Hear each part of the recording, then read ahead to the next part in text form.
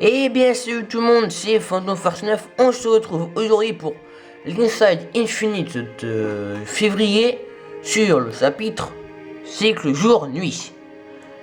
Du coup, cette nouveauté du moteur Slice Space tient en quelques mots, mais elle affectera pourtant votre découverte du monde de Halo Infinite de manière majeure, le cycle jour-nuit dynamique du jeu.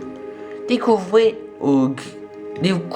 au gré d'autres tribulations, un mystérieux obélisque Forerunner pourra vous donner une impression de paix et de tranquillité en journée. Mais trouver cet obélisque en pleine nuit dégagera plutôt un sentiment menaçant. Donc en fait c'est à peu près un Ghost Recon.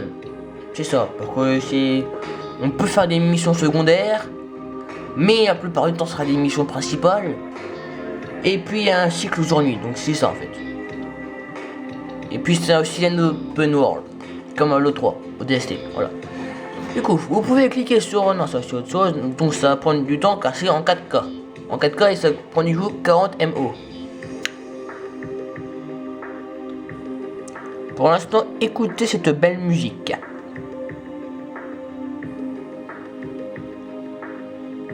C'est bon. Du coup, bah là, on peut voir que c'est un peu vers, je pense, la matinée, à peu près. Les nuages aussi bougent d'ailleurs. Donc c'est un peu petit par ici, mais bon, c'est pas très grave. Je vous enverrai aussi le lien pour que vous voyez mieux voir les vidéos, enfin les images.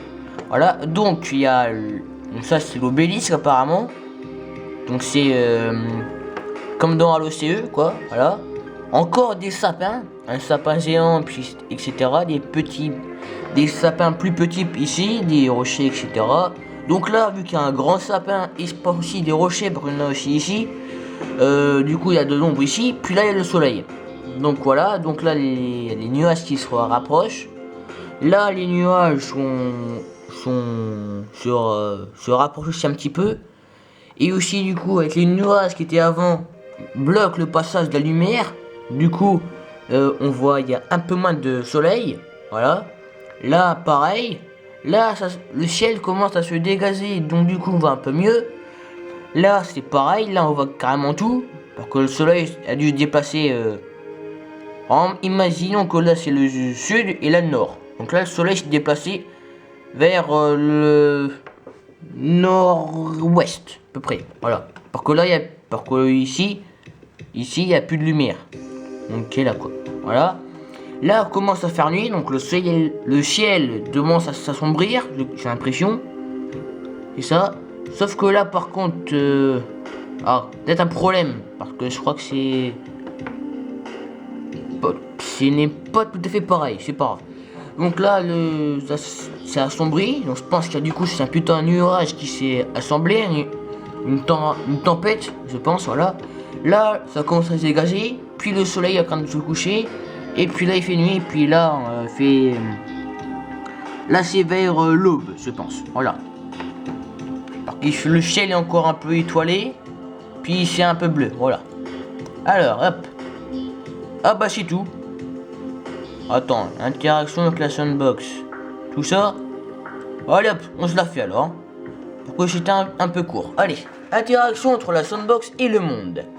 Donc là, on a un magnifique château fort. Du Moyen-Âge, construit par les parias, voilà. Donc encore des sapins, etc. Voilà, donc du coup, je pense que je m'arrêterai ici, puis je lâcher ça pour la prochaine fois, voilà. Vous l'aurez remarqué, dans l'Inside Infinite du mois dernier, donc de janvier, et 343 Industries aborde la sandbox de Halo Infinite, avec le plus grand choix. Mais les développeurs ont aussi veillé à ce que le monde soit propice à l'utilisation de la sandbox. Très varié. Si vous découvrez une forteresse paria, donc ça, concept ci-dessus, comment pouvez-vous en occupez-vous? Non, pas. Comment vous en occuperez-vous? Bah, je lance une... voilà. Vous pourrez choisir de foncer dans le tas. Si t'as des quantités de marines, absolument, parce que sinon, foncer dans le tas, ça va être un peu dur, c'est tout seul. Bon, faut dire, t'es un Spartan, donc non, en fait. Donc c'est le Mazor, donc non. Non, c'est bon du coup. Je fonce dans le tas. Ce sera mieux. Sans aucune stupidité à bord de votre Warthog rempli de Marines. Ah bah voilà. Du coup c'est bon, ça c'est sûr, je prends encore moins de risques. Moins de risques, voilà. Ou au contraire, explorer un peu le périmètre et peut-être découvrir une entrée souterraine cachée qui vous laissera vous faufiler dans le camp. Vous pourrez aussi opter pour une utilisation de votre grep shot qui vous permettra d'atteindre la plateforme d'une tour de sniper, éliminer son occupant et ensuite reporter son attention sur les autres ennemis situés en bas, plus bas. Donc du coup, je prends le fusil sniper du sniper, puis je peux faire des headshots, des 360 no scope, etc. Très bien, je prends note. Chaque engagement pourrait être résolu avec des tactiques diverses et variées, ce qui fait que chaque joueur vivra la campagne à sa manière. Donc si vous voulez foncer dans le tas, vous pouvez passer à gauche, vous pouvez à droite, parfait, à l'arrière, parfait, avec le grappin aussi, avec un sniper aussi, passer par la falaise possible, enfin ici là, la sorte de falaise, c'est possible, etc. Ou alors avec un Hornet, si c'est le Hornet qui revient, voler par ici ou par là, ou alors par l'arrière et par devant, et hop, sauter de l'Hornet et atterrir sur la console, enfin sur la tour, voilà. Allez, à plus tout le monde, c'était Phantom Force 9, et je vous laisse aussi avec cette magnifique photo. Image. Un château paria. Très bien.